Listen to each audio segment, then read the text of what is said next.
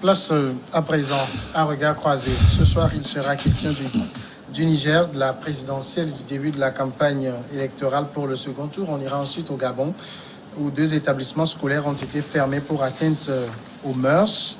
Nous serons du côté du Mali. Le comité de suivi de l'accord d'Alger est attendu à Kidal. Et puis, on parlera du Togo, les bonnes notes de l'Owi Institute au plan de la riposte contre le Covid-19 au Togo. Et pour évoquer ces sujets, sur le plateau, ce soir, il y a Jérôme Sossou, du Triangle des Enjeux. Bonsoir, Jérôme. Oui, Samuel, bonsoir.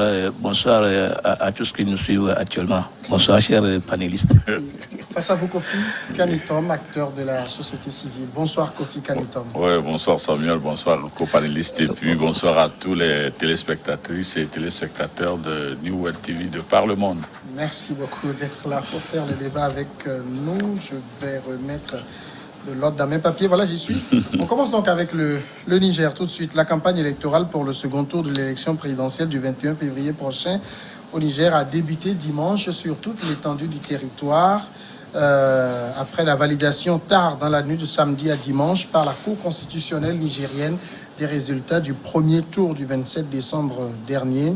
Ces résultats définitifs proclamés ont confirmé la qualification donc à ce second tour de l'élection présidentielle du candidat du Parti nigérien pour la démocratie et le socialisme, Mohamed Bazoum, et de Mahaman Ousmane du Renouveau démocratique et républicain. Les deux recueillent dans l'ordre 39,30 et 16,98%. Jérôme Sossou, c'est... En tout cas, au Niger, on voit un premier tour un 27 décembre, un second tour un 21 février. Presque 2 mois séparent les 2 élections, alors qu'habituellement, il faut 2-3 semaines. Vous pensez que cet écart est justifié? Ça permet de mieux se préparer? Oh, est-ce qu'il faut le dire comme ça? Si on sait que les élections, surtout la proclamation des élections en Afrique, constitue toujours des moments les plus terribles, j'allais dire. Ce qui fait que il y a des contestations par-ci, par-là, il y a des réclamations, il y a beaucoup de non-dits dans la proclamation des résultats. Et donc, je crois que, à mon avis, attendre 2 mois, 3 mois, ça ne permettra pas de reculer pour mieux sauter, ou ça ne permettra pas de mieux faire les choses. Toujours est-il que qu'il y a un deuxième tour, et l'écart même qui sépare les deux, vous voyez que le premier candidat, celui qui est sorti, le premier est membre du pouvoir, tout à fait, et que le second est de l'opposition. Et donc, je crois que ça va être une élection, surtout, bon, ce que moi j'ai apprécié au-delà de tout ça, c'est que le calme qui a tout à fait régné au Niger, comme les Nigériens se sont donné eux-mêmes cette volonté d'aller à une élection beaucoup plus civilisée par rapport à tout ce qu'on voyait par le passé. Et donc, l'essentiel pour moi aujourd'hui, c'est que le deuxième tour réponde véritablement à la volonté des électeurs, à la volonté du peuple nigérien. Donc, de toute façon, c'est vrai, on a proclamé les résultats dans la nuit de samedi au dimanche, et les campagnes électorales ont commencé en même temps. De toute façon, c'est une élection en Afrique, c'est ce qu'on nous a déjà habitué à voir. Donc, bon, on attend de voir ce que ça va donner. La campagne a commencé, je crois que ça va durer 2 semaines. Et puis, bon, on va voir, je crois que la présidentielle, le second tour même se déroulera le 21 février. De toute façon, on attend de voir. L'essentiel pour moi, c'est que ce calme qui a régné tout au long du premier tour continue de régner. Et pour que qu'on ne voit plus, qu'on évite ces bavures militaires, ces bavures policières, tout ce qu'on a vu, les chasses à l'homme, les gaz lacrymogènes et tout ce qu'on nous a habitués, qu'on ne retrouve plus au cours de ce deuxième tour de la présidentielle, c'est le plus important. En tout cas, au Niger, le premier tour, le 27 décembre dernier, s'est déroulé quand même dans des conditions jugées très acceptables par la plupart des observateurs. Même question, Kofi Kanitom, un écart très long, presque 2 mois entre les 2 tours d'élection. Il y avait de quoi? D'abord, il faut faire remarquer que durant toutes les élections présidentielles qui ont eu lieu ces derniers temps en Afrique, il n'y a qu'au Niger où il n'y a pas eu de contestation parce que... Le Burkina également. Oui, au Burkina également.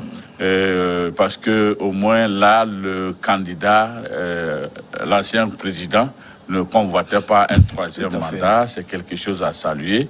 Et il a pu se faire remplacer par un de ses dauphins qu'il a positionné. Et c'est ce dauphin qui est arrivé en première position. Peut-être que là où la difficulté ou la crainte devait provenir, c'est du fait que ce dauphin avait prétendu sortir au premier tour. Malheureusement, il s'en sort avec une voix qui ne s'approche même pas de la moitié de 50%, donc 39%. Ça veut dire que quelque part, il y avait un problème. Et ce longtemps-là peut nous ramener à nous poser un certain nombre de questions. Est-ce que c'est pour redorer les parties vides qui ont fait qu'il n'a pas pu avoir les 50% pour pouvoir 51% pour sortir au premier tour? Parce que déjà, il y avait cette tendance d'une coalition des partis de l'opposition pour pouvoir appuyer le candidat de l'opposition qui arriverait au deuxième tour. Et nous avons constaté également que celui qui était arrivé au deuxième tour avait un taux un peu très faible, 16%, et qu'il fallait faire tout et tout pour pouvoir... En tout cas, ce qui se dénote aujourd'hui, c'est que il y aura un second tour. Même si ce second tour a pris du temps, je peux dire que c'est en fait des préparations techniques qui ont pu, et puis nous connaissons aussi ce Niger, surtout la plupart des pays africains. Est-ce que le Niger était préparé pour un deuxième tour? Parce que s'il n'était pas préparé pour un deuxième tour, ça veut dire qu'il y avait le problème budgétaire qui va se poser. Il faut aller chercher des fonds. Est-ce qu'il y avait les dispositifs, les bulletins, tout ça là? Il faut un temps pour faire tout ça. Parce que le candidat de la mouvance présidentielle n'allait pas pour aller à un deuxième tour. Ça, c'est ce qui était admis. Et peut-être comme ils étaient dans le secret de Dieu, ils avaient tout préparé pour un premier tour. Malheureusement, le scrutin a tourné, est allé vers un second tour. Et si second tour y est arrivé et qu'il y a eu un temps pour préparer, il faut se dire que réellement des gens ne s'étaient pas préparés pour un second tour. Donc il a fallu chercher à gauche, à droite de quoi organiser le second tour. Moi je pense que c'est ça qui peut justifier ce long temps. Alors Kofi Kanitom pose quand même quelque chose d'important. Est-ce que le Niger était préparé à un second tour? Parce qu'on n'oublie pas peut-être qu'au-delà même de la question financière qui est également épineuse, il y a le fait que le Niger à lui seul, ça fait 26 000 bureaux de vote, mais une situation sécuritaire qui se pose dans un certain nombre de parties du pays. Dans ces conditions, c'est très compliqué de tenir des élections déjà, et puis en 2 tours en plus. C'est un casse-tête. Oui, au-delà de ce que vous dites, il faut reconnaître aussi que depuis un moment, comme les élections, ces dernières élections qui passent en Afrique, surtout de l'Ouest... On a la même coloration. On a la même coloration. Et puis c'est le cacao qui a dominé pratiquement tous les élections, sauf ce qu'on est en train de voir au Niger. C'est vrai que le Niger a des problèmes financiers, tout comme le Togo, tout comme les autres pays africains. C'est une situation globale pour tous les... Maintenant, aller à une élection qui va à un 12e tour d'une élection, ce serait beaucoup plus coup sur coup, ça serait beaucoup plus compliqué. Et surtout, vous voyez, avec ce nombre de bureaux de vote, avec plus de 7 millions de votants, gérer tout ça là, faire la sécurité de tout ce nombre-là, ça posera forcément des problèmes. Donc c'est pour ça que on peut justifier, oui, bien entendu, que aller chercher de l'argent, chercher des moyens techniques.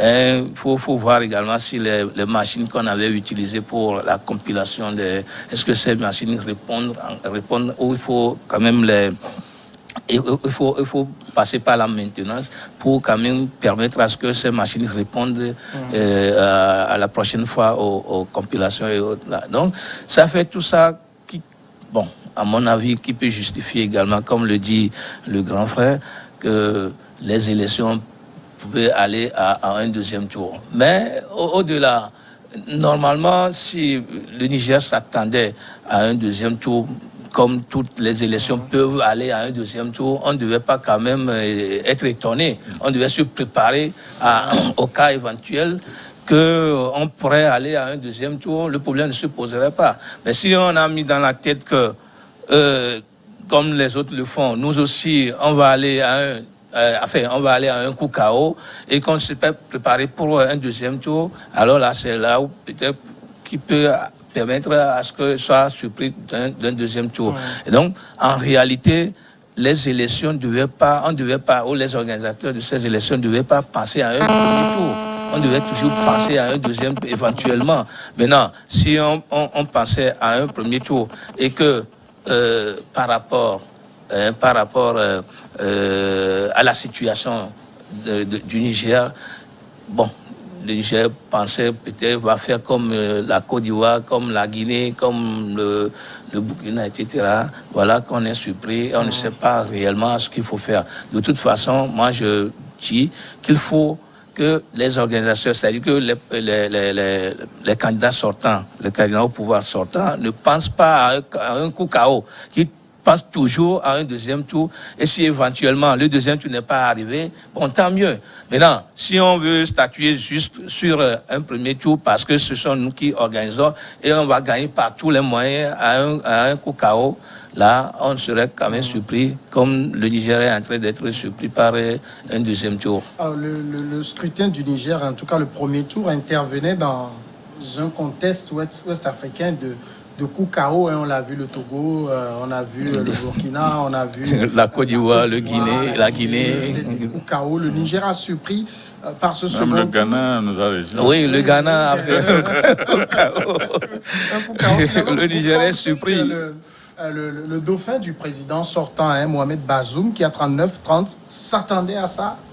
Oui, ben, nous nous sommes dit que le pronostic était donné sur un coup KO. Et lui-même, il avait réitéré, quoique la nation lui reprochait chose de sa nationalité, qui créait un problème. Mais cependant, la minorité arabe, on le considère pas comme trop nigérien. Voilà, donc ce monsieur, quand bien même il était dans cette situation, il était sûr qu'il allait venir au premier tour, il allait sortir au premier tour.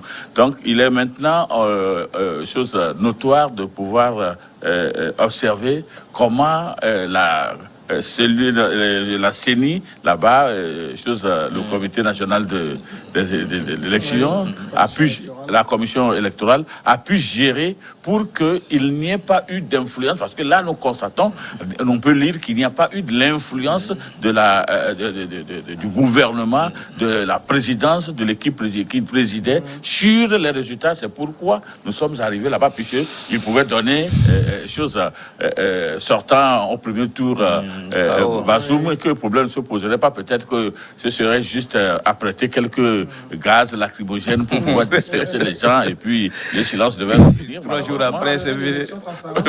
L'élection transparente à travers les gaz et les fumées. Donc, voilà que la commission électorale ne s'est pas livrée à ce jeu, et nous avons trouvé un favori du gouvernement qui veut remplacer un chef d'État sortant qui arrive en premier avec 39%, et son second qui arrive avec 16%. Quand bien même il y a eu cette différence, c'est que quelque part le travail était bien fait. Néanmoins, peut-être qu'il pouvait y avoir des contestations, parce que des contestations étaient levées, et surtout avec l'opposant principal qui s'est retrouvé éjecté. Oui, qui s'est retrouvé éjecté. Donc, je me suis dit que se précipiter pour un deuxième tour aurait été interprété comme si le gouvernement s'apprêtait à pouvoir manipuler un peu le jeu afin que le dauphin Bazoum sorte. Bon, je me dis également que ce retard d'ouverture de la campagne pour le second tour peut être aussi passible au fait que on a attendu de résoudre un peu les quelques cas contentieux qui pouvaient exister, revérifier les choses et puis repartir sur de bonnes voies. Là encore, je disais également que ça peut également être une tactique utilisée par le gouvernement par rapport aux résultats du terrain qui n'avaient pas été très, très favorables au premier. Donc, voir si avec ce temps, on peut connecter à d'autres alliances, puisque aujourd'hui, il y a près de 28 partis politiques qui sont partis perdants et qui se repositionnent maintenant par rapport aux deux candidats. Et il a été signalé que 18 sont déjà favorables pour Maman Ousmane, et puis à la tête avec Amadou. Donc, qu'ils sont en train de le supporter. Et les 10 autres n'ont pas encore choisi un cas, mais ils se disent qu'ils sont favorables à celui-là qui accepterait partager le pouvoir avec... donc, ça fait chose... ce qu'il faut noter, c'est que le Niger, pour ces dernières élections, les pays qui ont participé aux élections présidentielles, est une exception parce qu'il n'a pas évolué dans le sens unique de la sortie au premier tour, mais il y a un second tour qu'on attend de voir comment il va s'organiser.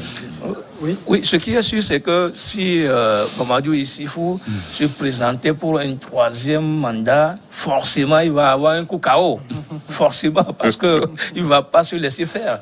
Donc, peut-être que, c'est le dauphin qui n'a pas cette poigne, qui n'a pas ce poids lourd, dont on suppose, comme celui de Mamadou Issifou, qui peut-être a défavorisé son jeu. Sinon, si véritablement Mamadou Issifou se donnait pour un troisième mandat, forcément, il va avoir un coup KO, comme on l'a vu dans les autres pays.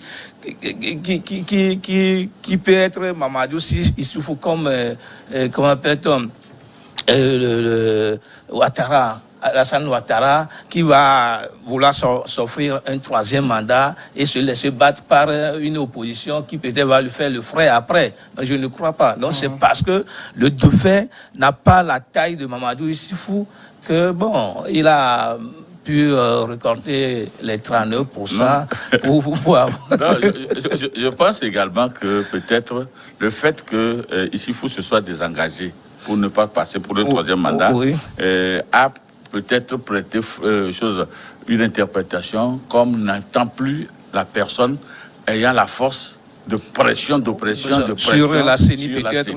La deuxième chose, c'est que Bazoum lui-même, dans son camp, n'était pas accepté. Parce que d'autres avaient préféré sa place. Ça fait que peut-être il y a eu un certain clivage et ceux qui devaient actionner sur certaines manivelles pour que ça puisse aller n'avaient pas actionné. Donc, ils sont désolidarisés. Et c'est venu. Donc, c'est l'ensemble de tout ça là qu'il fallait recorriger pour pouvoir arriver au second tour. Sinon, il y aura encore la surprise du deuxième tour. À la fin, les résultats vont donner favori à l'opposition. Parce que dans le camp même présidentiel, on s'attendait à tout le monde, mais pas à Bazoum. Surtout que Bazoum n'était pas la personne la plus indiquée de façon appartenance majoritaire ethnique. Donc, je pense que tout ça là aussi a fragilisé un peu ce que...